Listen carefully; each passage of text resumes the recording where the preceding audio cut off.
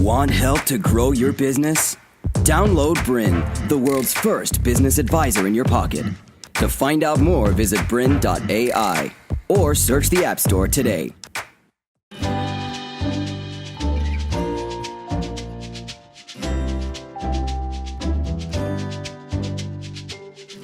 Hi, my name is Pip McKay and welcome to NLP for Business, where we look at the mindset and communication tools for business success and personal well-being. And today's show, we're going to be looking at how to build trust and rapport in any situation.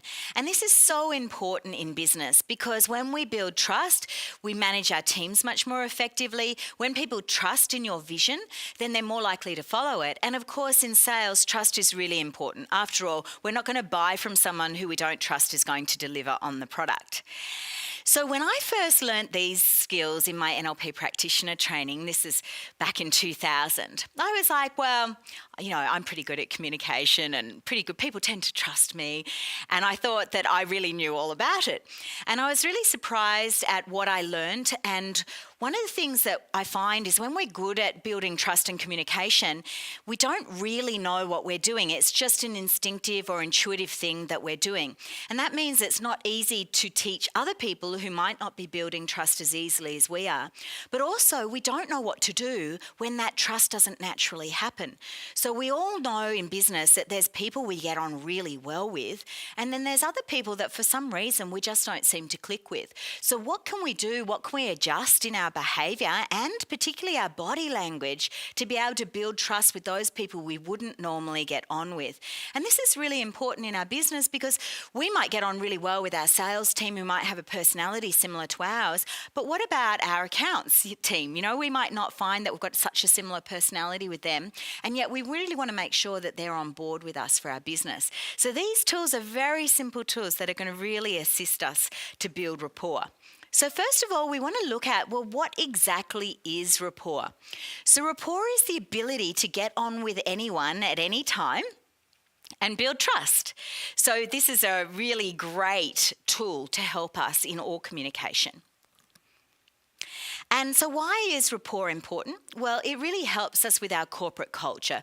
So when there's trust in business, and there's now been a lot of research looking at great culture and how a trust-based business really accelerates success, keeps staff so that you're not having problems with staff retention, and it really creates a happy corporate culture where people are happy and healthy. And that's really important in our business because people who are happy tend to want to achieve more and they contribute more to your business. And also it allows people to follow directions. So if people are happy with you and you've got good rapport with them, they're more likely to want to do what you ask them to do, which is going to be really good in business. And finally, it allows us to minimise miscommunication and resolve conflict. So one of the things that causes miscommunication is often not the content of what you're saying. And I'm sure you've often found that. You might have been in a bit of an argument with your spouse or something like that. And then later on, you're sitting there going, hang on a minute, I think we're kind of saying the same thing. So why did that end up in a disagreement? And often it's the tone of voice you're using or the way your body language has been that is sending a different message than what your words are sending. So it's really important to make sure that our words and our body language and our tone of voice are all congruent with the message that we want to give. And also, as I said before, people buy from those they trust. So it's important that we know how to build that. So let's have a look at communication. So it's quite surprising, the research that was done in communication back in the 1970s by Albert Mehrabian. And what he really looked at was, what do we take most notice of? Particularly when there's an incongruency between words and body language, which one do we take more notice of? And he was a professor of psychology at UCLA, which is the University of California. And a lot of groundbreaking research happened in the 1970s at the University of California, where Bandler and Grinder, who are the founders of NLP, also attended. So what did he find? He found that only 7% of the meaning that you are communicating is the words that you use. Wow. Then he found that 38% is tonality, so the tone of voice that you have. And 55% is physiology. So this is really important to know, that people, when they're not sure of what you mean, are going to take more notice of your physiology, that's the way you're holding your body, your gestures, than they are the words that you use. So I want to give a really simple example of this.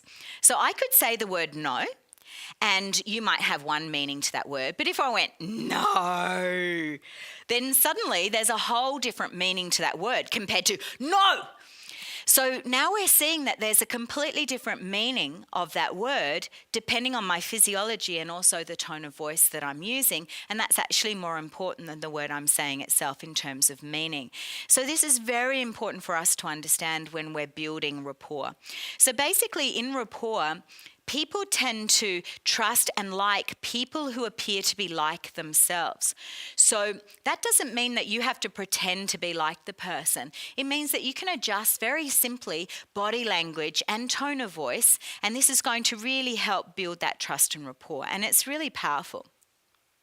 So one of the things people say is, oh, but if I do this with my body language, it feels unnatural. And to begin with, it may do, particularly if you're not someone who would normally be adjusting your body language to other people. But what I want to assure you is that rapport is completely natural. In fact, it happens in the animal kingdom all the time. And you often might see how owners might start looking like their dogs, or their dogs start looking like owners, or owners choose dogs that look like themselves.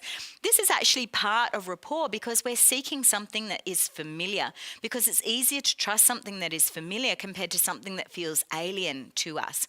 So here are two dogs, and I love this picture because here's a big Alsatian and a little tiny dog. And in actual fact, these two dogs are best friends, but their owners moved away from each other, and the two dogs actually fretted because they couldn't be with each other. And I just love looking at this picture because you see how the two dogs are sitting in an extremely similar position, even though they're such different sizes. So you see the big Siberian Husky, and he's even hunkered down a little bit so he can get a bit more on the same level as the little dog. And you see that that's a great way that adults who are good with children, that they'll bend down and go onto a child's level so that there's not such a height difference. And you see this dog is actually doing this. And then their tails are sitting in the same position and they're holding their mouths in a similar way. And we can see that these two dogs are best friends, and that it happens in nature as well as with us. And it even happens with a thing called entrainment, where you might see geese that are flying in formation, and then all of a sudden, and you can hardly even see what the indication is, one goose will move away and another goose will automatically know to take the leadership position. And then they fly at exactly the same time and exactly the same way. And you can often see them flapping their wings in harmony with each other. So one of the things I love about rapport is it speaks to the very deepest part of our animal nature that really needs to know, is that other person friend or is it foe? And if it's friend, then we're far more likely to want to hang out and spend time with that person. So how do we create rapport? At its absolutely most simple, there are two processes. One's called mirroring and the other is called matching.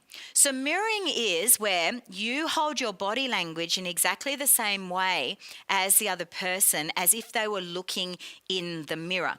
So if the other person had their arms crossed like this, then you would cross your arms in exactly the same way. And you might be thinking, oh, but arms crossed, isn't that a very negative, a negative body language position? Doesn't it mean that I'm not open? Well, if the person opposite you is cold and they've got their arms crossed like this, or they are very negative towards you and shutting you out, the easiest thing you can do is do the same thing as they are, and then slowly as you get into rapport, you can just loosen the way that your arms are, and you'll find that the other person will loosen their arms as well and start to loosen up and open up because they feel more comfortable with you rather than when they don't trust you.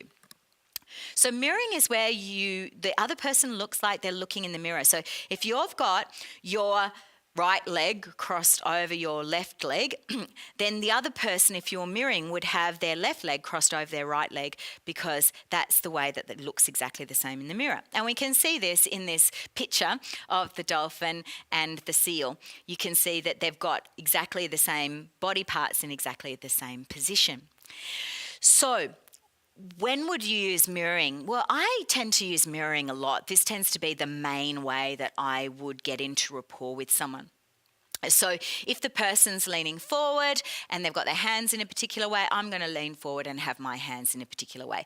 Now, the interesting thing is that if you're best friends with someone or if you're with your partner, you're likely to do this naturally anyway. So this is really where we would normally do it naturally, and then suddenly we find that we're not in rapport with someone, then it's best just to move into that body language of mirroring.